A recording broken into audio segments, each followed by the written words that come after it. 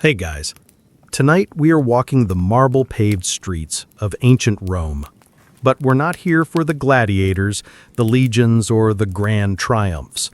We're here for something quieter, more subtle, and in many ways more powerful. The secret language of hand gestures that could build a fortune, seal a contract, or ruin a reputation in complete silence. The truth is, you probably wouldn't survive a single business deal in the Forum, not because you'd be cheated with words, but because you'd accidentally agree to buy a shipment of faulty Spanish olive oil with the wrong finger twitch. So, before we begin, take a moment to like the video and subscribe if you enjoy this quiet corner of history. And please, leave a comment below with your city and the time. It's always a quiet pleasure to see how far these stories travel. Now, pull on your imaginary toga. Let's dim the lights and ease into the controlled chaos of ancient Rome. Congratulations! You've just woken up in the year 80 AD, in the heart of Rome itself. The good news? The Colosseum has just been completed and the city is the center of the known world. The bad news, your alarm clock is the sound of 1,000 iron-rimmed wagon wheels grinding over cobblestones in the street below. To keep the city's arteries from clogging during the day, commercial carts are only allowed to make deliveries at night. This is an efficient system for ensuring no one in Rome is ever truly well-rested. You live with your family in an insula, a multi-story apartment building.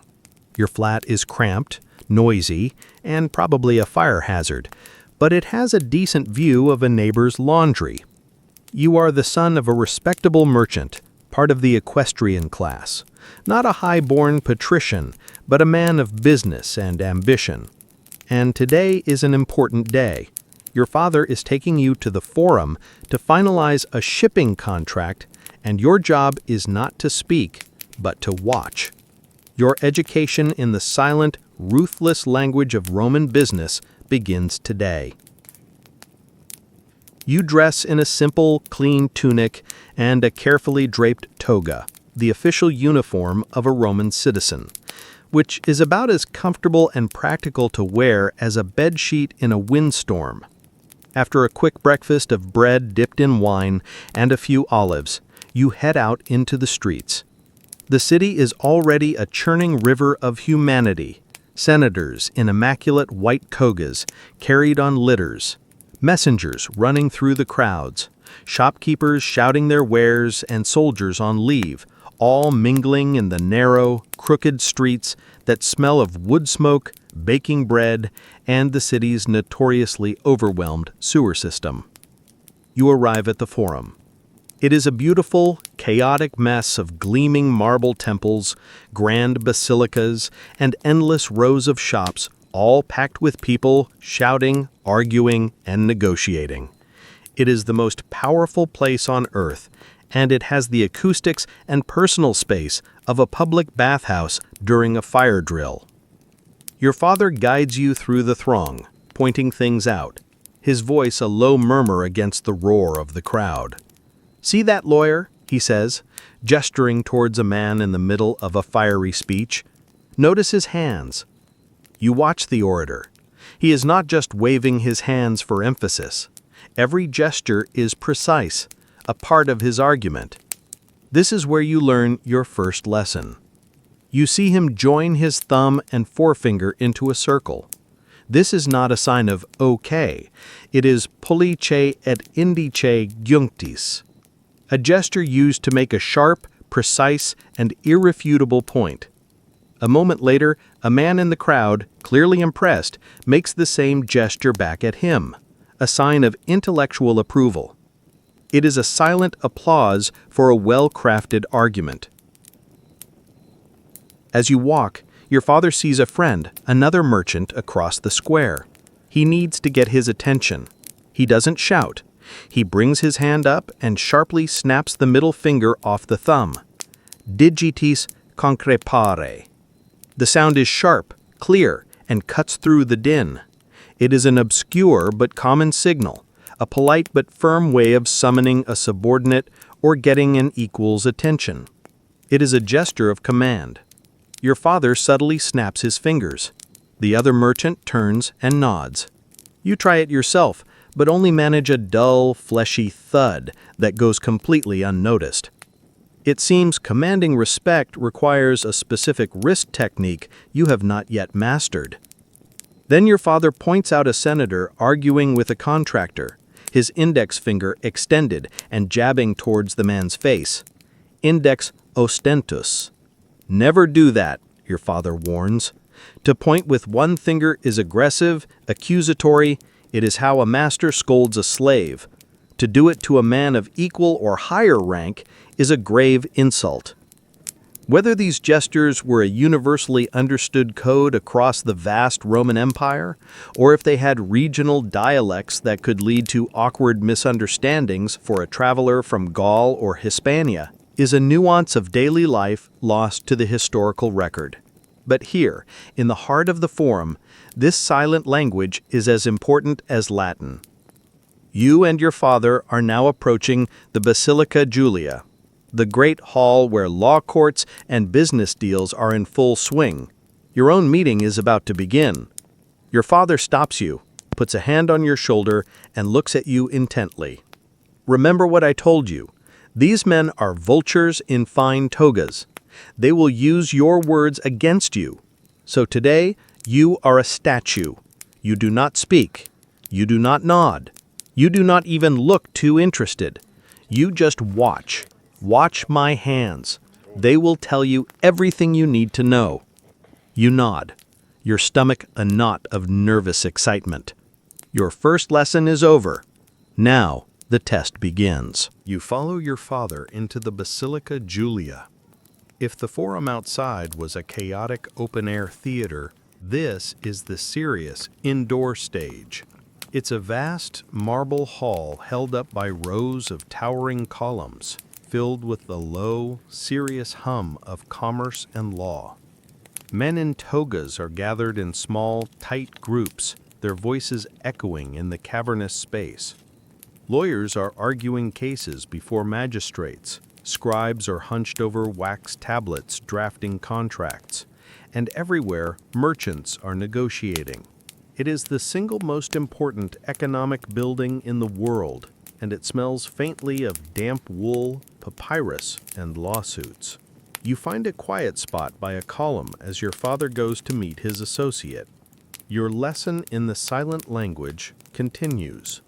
Your father and the other merchant, a stout, balding man named Lucius, begin to negotiate. They speak of wine amphorae from Hispania, grain shipments from Egypt, and the risks of piracy near Sicily. Their voices are calm and measured, but their real conversation, the one of sharp-edged bargaining, is happening with their hands. It's like watching two wizards cast silent, very boring spells at each other. This is the heart of Roman business. In a crowded, noisy basilica, a subtle gesture could convey an offer, a counteroffer, or a final refusal without anyone else overhearing. It was a system built for privacy in a very public space. You watch as Lucius, describing the quality of his goods, taps his chest with his extended fingertips. It is a common gesture of good faith, meaning, I speak from the heart, or simply, I am being honest. Your father responds with a subtle gesture of his own that you don't recognize, but which probably means, I believe that you believe you are being honest, but let's see the contract anyway. This leads to the numbers.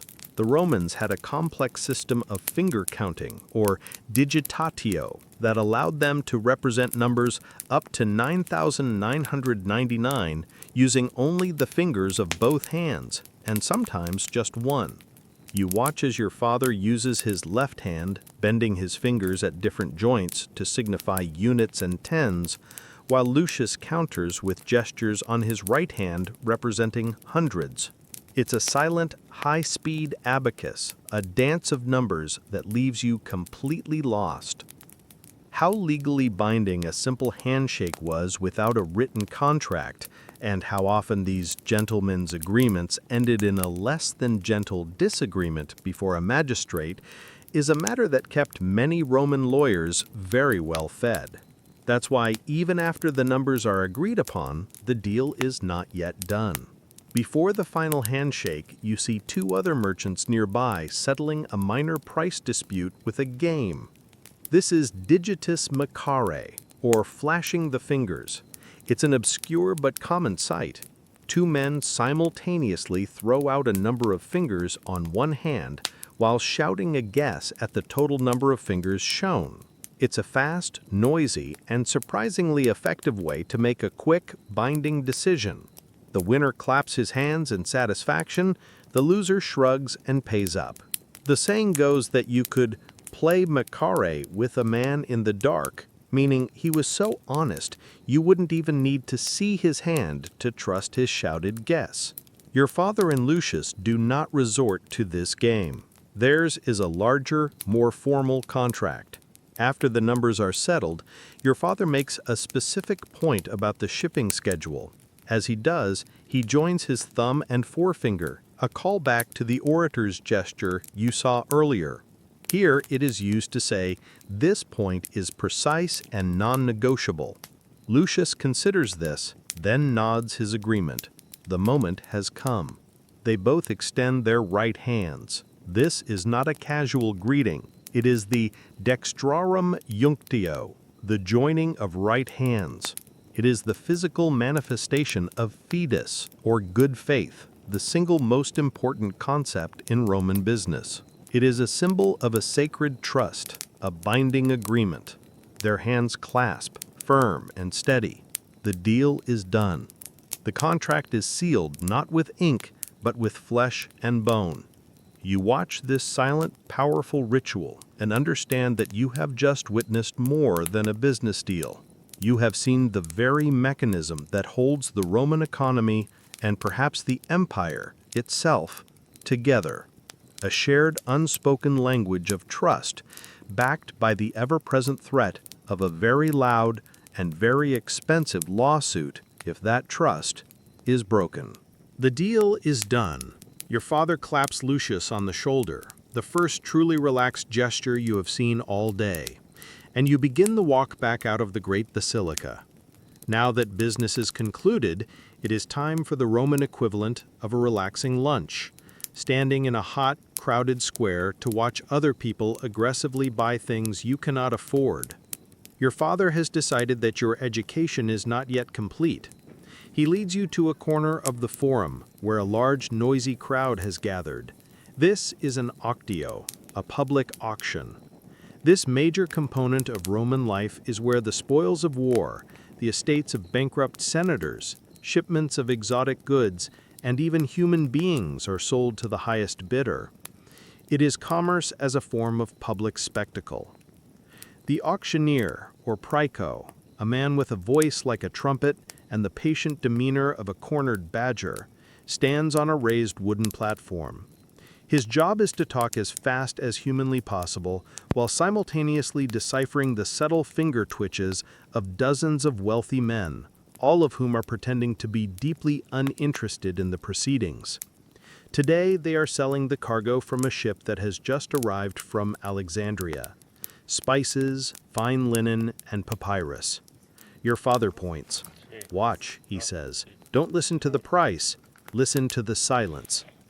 The praeco holds up a bale of Egyptian linen. He begins his patter, his voice a torrent of praise for the quality of the weave, the purity of the color. The crowd is a sea of impassive faces. No one moves. No one speaks.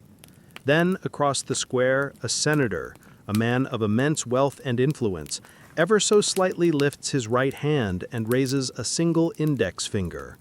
Sublatis digitis. This is it, the obscure but universally understood gesture for placing a bid. He does not shout, he does not wave, he simply lifts one finger, an act of supreme, understated confidence. He has just bid a fortune for the entire shipment of linen, with all the dramatic flair, of a man pointing at a cloud. The auctioneer's eyes flick towards him, acknowledging the bid without breaking the rhythm of his chant. He raises the price. The crowd remains still. Then another man, a wealthy merchant you recognize, makes a bid. He does not even raise his finger. He simply catches the auctioneer's eye and gives a nearly imperceptible nod. A bid has been placed and acknowledged in a transaction that was utterly silent, visible only to those who knew where to look. This is a game of status. The more powerful you are, the less you have to move. The true titans of commerce and politics can command the room with a glance. Newcomers or less important men have to make their gestures more obvious, lest they be missed by the pryco. You see a politician working the edge of the crowd, shaking hands and smiling. He is not here to buy, but to be seen. As he speaks to a potential supporter, he clasps the man's hand, then brings his other hand to cover the handshake, a sign of great warmth and sincerity. He uses the same orator's gesture you saw in the basilica, the thumb and forefinger joined, a callback to how this silent language adapts to every situation. Here, it is not for making a legal point, but for saying, "My friend, we are in absolute agreement. You can trust me." Whether he can be trusted is another matter entirely. Nearby, two men are having a quiet, heated disagreement. One man makes a fist and turns his thumb downwards. This is not the grand life-and-death gesture of the arena, whose meaning historians still hotly debate. In the streets of Rome, the pollice verso, or turned thumb, is a simple, unambiguous sign of disapproval, of condemnation. It is the ancient equivalent of a one-star review. His companion sees the gesture, scowls, and walks away. An entire argument has been taken place and been resolved without a single raised voice. You are beginning to understand. Roman life is a constant performance. Every posture, every glance, every movement of the hand is a signal of your status, your intent, your power. To be a successful Roman is to be fluent in this unspoken language. It is to know when to make a grand gesture and when to use a subtle nod. It is to know that true power is not in shouting, but in being understood without having to speak at all.